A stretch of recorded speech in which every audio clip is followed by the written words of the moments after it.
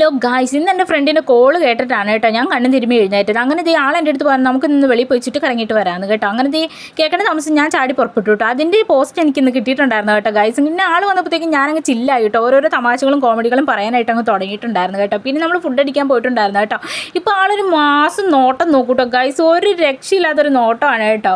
പിന്നെ ഈ കുരിപ്പുണ്ടെങ്കിൽ ഞാൻ ഭയങ്കര ഹാപ്പിയാണ് കേട്ടോ ഗായ്സ്. നമ്മൾ ഓർഡർ ചെയ്തിട്ടുണ്ടായിരുന്ന നൈസ് പത്തിരിയും മുട്ടക്കറിയും അതുപോലെ മീൻകറിയും പൊറോട്ടയൊക്കെ ആയിരുന്നു കേട്ടോ. ഇതൊക്കെ നല്ലോണം തട്ടിയിട്ടുണ്ടായിരുന്നു കേട്ടോ ഗായ്സ്. പിന്നെ ആളാണെങ്കിൽ നല്ലൊരു പണക്കാരി ചെയ്തുകൊണ്ട് നമ്മൾ പിന്നെ ഒന്നും അറിയണ്ട കേട്ടോ ഗായ്സ്. പിന്നെ ചത്ത് കിടന്നാലും ചമഞ്ഞ് കിടക്കണം ഇതിനാണ് ഗായ്സ് പറയണത്. അത് ഈ കുരിപ്പിനെ കണ്ട് പഠിച്ചാൽ മതി കേട്ടോ.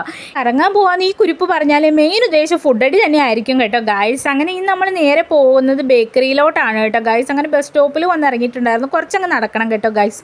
അങ്ങനെ 10 കുറ്റമൊക്കെ പറഞ്ഞ് അങ്ങനെ അങ്ങ് നടന്നപ്പോൾ നമ്മൾ അങ്ങ് എത്തിയിട്ടോ ഗായ്സ് അവിടെ. അങ്ങനെ ഈ ബേക്കറിയുടെ എന്താ പറയുക, താഴത്തോട്ട് നോക്കുകയാണെങ്കിൽ അടിപൊളി വ്യൂ ആണ് കേട്ടോ. ഇങ്ങനെ വണ്ടിയൊക്കെ പോണത് കാണാൻ വേണ്ടി പറ്റും കേട്ടോ ഗായ്സ്. ഞാനാണെങ്കിൽ ഒരു സ്ട്രോബെറി ഐസ്ക്രീമാണ് പറഞ്ഞത്.